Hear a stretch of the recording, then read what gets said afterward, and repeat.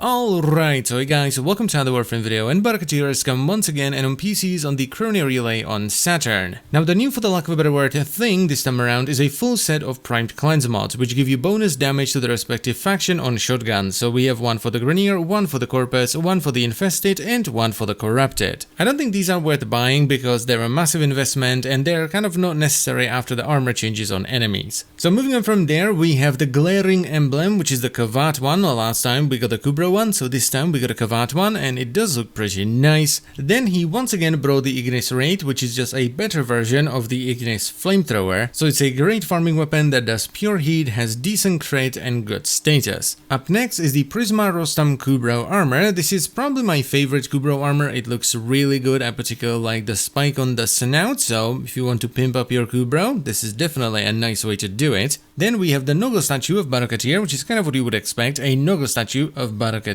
Next on the menu we have the Zylok sidearm, which is kind of like a Son of Sybaris, and it has pretty much no crit, but it has great status and it does do primarily slash. Then he brought a full set of the Prisma Arrow armor, so we have the shoulder plates, the knee plates, as well as the chest plate. And this is one of the OG sets. It's relatively simple, but it still looks great. The chest plate is great for adding a little bit of detail here and there on some frames, and both the shoulder plates and the knee plates look great on certain frames too. After that, we have the Parison Poster, which finally looks the same in Baro's inventory as it does in game, and it's just a decoration for your landing craft. Up next is the Kbra Dana, which is the original version of the Kbra Dana, and it's not bad. It's pretty bulky, but it can look quite nice if you pick some cool colors. After that, he brought the Orokin Tower Extraction scene, which is a scene for Kbra that's the last room in the void. It doesn't have any of the side rooms, it's just the stairs leading out to extraction. Then he once again brought the Lyset Prisma Skin, which is a cool looking skin for the Lyset landing craft. The one thing about this one is that it is shiny and bright colors on it are very bright.